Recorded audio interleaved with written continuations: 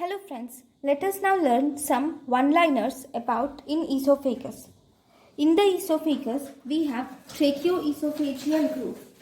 Tracheoesophageal groove, the best view of a tracheoesophageal groove or tracheoesophageal fistula is left atrial. Bent tube sign is seen for volvulus. Variceal bleeding, the first step for variceal bleeding is giving IV crystalloids. That is, resuscitation is the first step for variceal bleeding. And if you do endoscopy, then you can do endoscopic sclerotherapy. First, you should give IV crystalloids. Next, you should give endoscopic sclerotherapy. Next, third, you should give IV antibiotics. Fourth, somatostatin or octreotide. Fifth, you can give balloon tamponade. Then, the question here is, if patient with stony hard, painless lymph node in the left supraclavicular fossa. If a patient has come to you with stony hard, painless lymph node in the left supraclavicular fossa, then on biopsy, you have seen that there is squamous cell carcinoma. Then always think that here stony heart, painless lymph node. Okay, on lymph node biopsy, you see squamous cell carcinoma. For this question, the other options are carcinoma colon, carcinoma gastric stomach, and carcinoma lung. The other carcinomas which were given are adenocarcinomas. Whereas carcinoma lung is squamous carcinoma.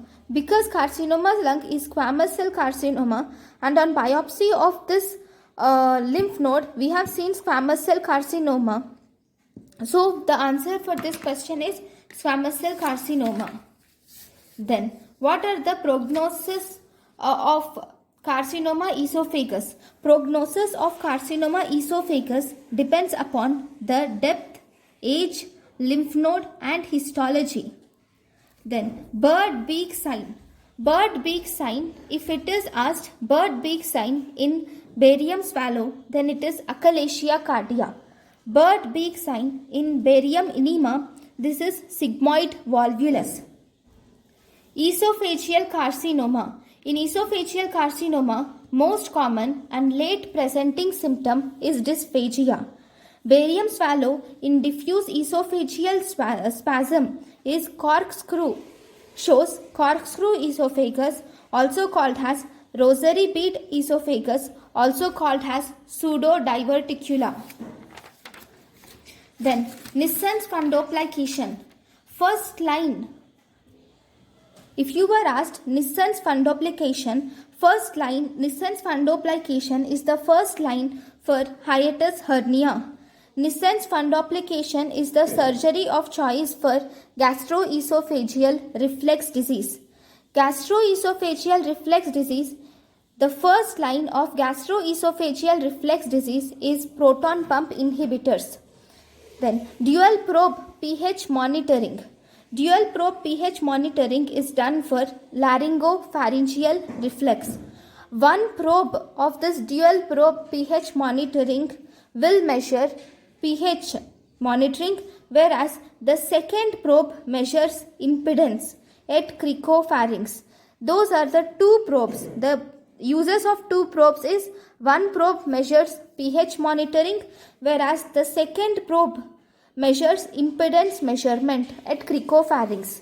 Then one more question is 61-year-old, recurrent pneumonia, regurgitation, feeling of fullness. See, 61-year-old with recurrent pneumonia, regurgitation, feeling of fullness. It can be achalasia cardia or hiatus hernia. But the thing here is there is no dysphagia.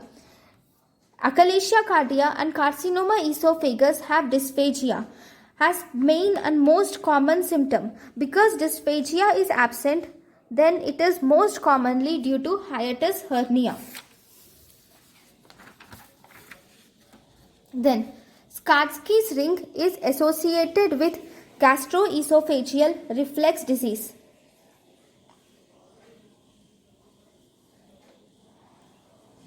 If patient under intensive care, gastroesophageal reflux disease is mainly documented by esophageal impedance monitoring.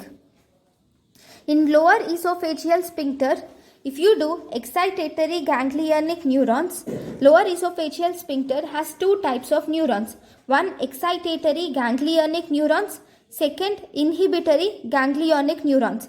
Excitatory ganglionic neurons secrete acetylcholine. And this excitatory ganglionic neurons maintains the lower esophageal sphincter tone, whereas inhibitory ganglionic neurons secrete nitric oxide. Then carcinoma esophagus is also called as carcinoma hypopharynx. Then what are the differential diagnoses of dysphagia? Dysphagia can be divided into two types. We have intermittent dysphagia and progressive dysphagia. Intermittent dysphagia is seen in diffuse esophageal spasm, diverticulum, Skarsky's ring, and esophagitis, whereas progressive dysphagia is seen in carcinoma esophagus, stricture, and achalasia cardia. Most common site of esophageal perforation is cervical esophagus.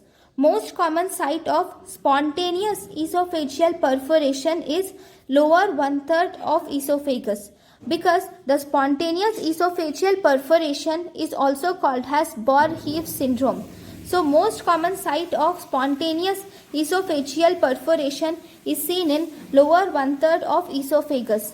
Barrett's ulcer is due to ectopic gastric mucosa and reflex esophagitis. Then 30-year-old dysphagia on doing 30-year-old patient complains of dysphagia on doing high resolution manometry. The pan-esophageal pressurization is shown with distal contractile integrity of more than 450 millimeters of Hg. Diagnosis of this is type 3 achalasia cardia. Intermittent dysphagia. The investigation of choice for intermittent dysphagia is endoscopy, whereas investigation of choice for intermittent GI obstruction is oral enteroclysis. First sign for non-cirrhotic portal fibrosis is upper GI bleeding. Zenker's diverticulum. Zenker's diverticulum is posterior segment diverticulum seen in posterior segment of esophagus along the inferior pharyngeal constrictor. 50-year-old patient with hypotension, hematemesis, history of alcohol 100 ml daily. Blood loss is 2 liters. Diagnosis is duodenal ulcer. This diagnosis is not Mallory-Weiss syndrome, because generally Mallory-Weiss syndrome also has hematemesis, also has hypotension, also has history of alcohol intake. But Mallory-Weiss syndrome presents with vomiting, retching. Later, after vomiting and retching, there is hematemesis. So this diagnosis is duodenal ulcer. Then, if you see here, episodic dysphagia to solids remains same for years is Skarsky's ring. Episodic dysphagia to solids remained same for years is Skarsky's ring.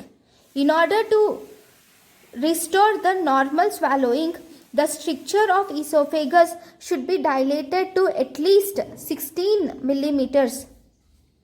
H. pylori is protective to adenocarcinoma, but it can lead to, it is a risk factor for squamous cell carcinoma. Scleroderma is seen in adenocarcinoma.